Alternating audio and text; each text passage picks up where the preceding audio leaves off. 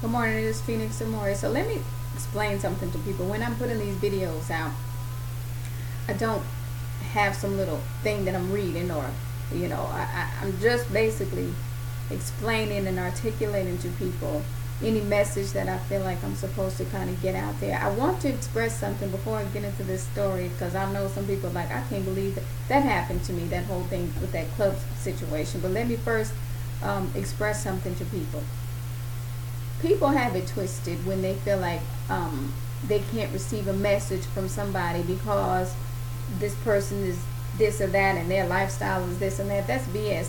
If you look at some of the people that God has chosen to do the most daunting task, think about God coming to some person that's drunk saying, this flood is coming, I'm going to need you to build this ship. If you think about God, he picks people that a lot of the times that he knows people may ignore because they are being self-righteous and they are being judgmental.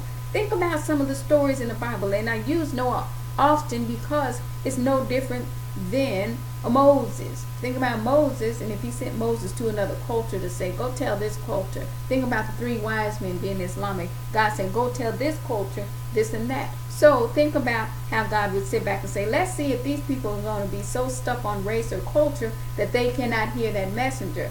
And every time you see that happen in the Bible, what started happening? Death, floods, all kind of stuff. So with that being said, I think people completely understand where I'm coming from because this whole relationship, right? People get into relationship advice. And then you'll have the people that have been married 30 years saying this person should have no business giving relationship advice. They've been divorced 3 times. They've been divorced 4 times. Y'all hear it constantly. Like somebody has to be a certain way or have a certain life to be a messenger. Then you stay there and you drown in that flood since you don't want to listen to certain messengers. With that being said, you have people who have been married for years and married certain people for an image, for a goal. I'm not making subliminal shots. I'm basically expressing to people now that all this information has come out. You have to understand there's a difference between life experience. There's a difference between life growth. Life experience just means you've had that experience. This happened to you. Life growth means you stop to assess what did you learn from it. You don't need to overanalyze everything though.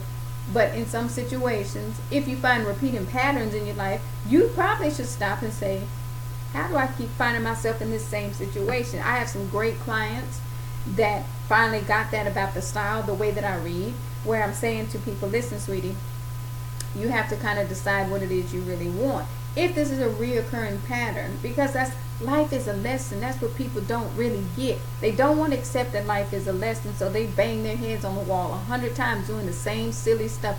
Life is a lesson. It is about growth. If you don't understand that and you talk about evolving and growing, then you stay stuck and you are the one in the woe is me, look what happened to me mentality constantly. Those are the ones, right, that stay bitter and want to basically brood in their crap. That's what I'm saying to people. So looking at me here, I am divorced twice, 5 boys. Some people, I've already heard it all. Why would she be able to give any sort of wisdom advice? For that very reason. Because not only did I have life experiences, I've had huge life growth. So talking about this whole race thing, understanding, right, when people are like, why wouldn't she be racist if she's had a few experiences? Because at the end of the day, you have races white, races black, races Asian, races Hispanic. Come on. If you don't know that, then I can't help you with jack. But I will say, this story with this club incident was a very eye-opening experience because though it happened some years ago, the audacity.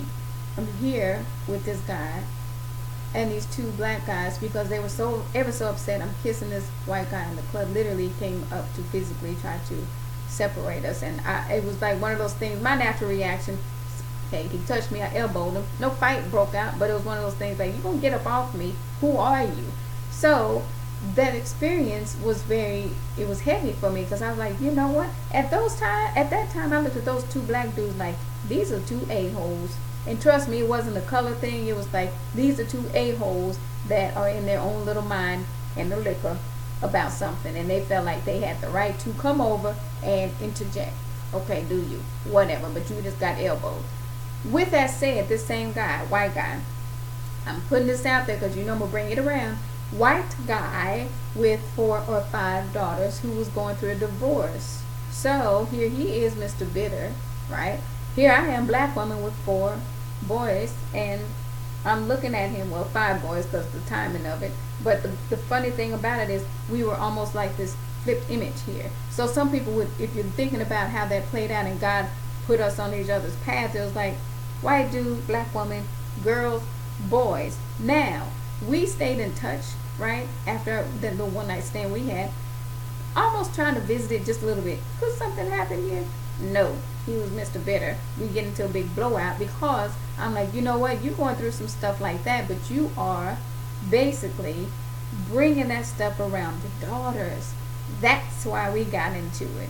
And that's when people, if you're outside looking in, you say, oh, she missed self-righteous, how she went in on him because he was bringing it around the daughters. And that's what I was saying when I talk about being single, the mom and all that. They can tell you now, even though I don't date a whole lot, I don't bring certain things around the boys, period, because they don't need to feel like mama is some hoochie now. With that being said, most people know damn well how I am. 2 and 3 years celibate, I can be good. And it's not a bitter thing. That's just a decision that I made to say, hey, let's chill for a little bit on the whole dating intimacy thing, however you want to say it. So it's interesting because I once met this guy who was not in the understanding. I've gone through celibate periods like that before. He was going through some wacky stuff himself, and he was going through this weird stuff. And when we were intimate, he'd go, we shouldn't be. I was like, oh my God, this dude's wacky. So I just I had to leave that alone. So understanding now, putting all that out there, as everybody's trying to date now, 30 and up, even whatever age you are right now, everybody has these weird little hang-ups that they're having to work through. So you have to be able to talk to people that have some objectivity. This is why I talk about not being emotionally illogical. Don't talk to the bitter girlfriends about your relationship stuff, because everything that fool do, she gonna analyze it as, girl, you know he just seeing somebody. Girl, you know what that means. And girl, you know when they do that, you will never find a healthy relationship being around people like that. With that being said, I can honestly tell people something, food for thought. Because I had to step back and think about what God wanted me to talk about. When he sends me certain dreams, I'm like, I get it. I know what this message is supposed to be about. Dating, options for dating. I get the calls where the women are confused because they've dated 2 and 3 guys. They now like 2. They don't know which one to pick. Well, the girlfriends told her she's supposed to date more than one guy at a time, and now she finds herself in some crazy situation to where she doesn't know which one to pick. And just like what happens to some men, she loses them all because they're like, she can't decide what the hell she wants. I'm out. But I want to leave this thought with people too. The biggest thing that I can say has come to my awareness about people trying to date now is the testing. Don't do that. And I'm saying this to people because I have women calling me saying, you know what, I text him and he waited a whole day, and then when I pull the spread, sometimes I can see when the guy is playing testing games. Maybe he had a needy girlfriend before, however you want to say it, and he wants to make sure she's not like, I have seen that time and time again. This is the other thing that's ruining people's relationships. Work on your baggage for yourself. Oh wow, maybe that's why she's been celibate and single 2 and 3 years. Work on your baggage by yourself. Don't drag somebody through your baggage with you. That is not a healthy dynamic. Some of you guys call me and you're saying, I want to meet somebody to help me get over so and so, and I'm like, no, wrong thing to do. So with that being said, everybody that had this whole notion around why this cute, attractive woman is single, what did I just say? Work through your baggage by yourself. If you are selfish enough to drag somebody through your baggage with you, that's on you. Take care.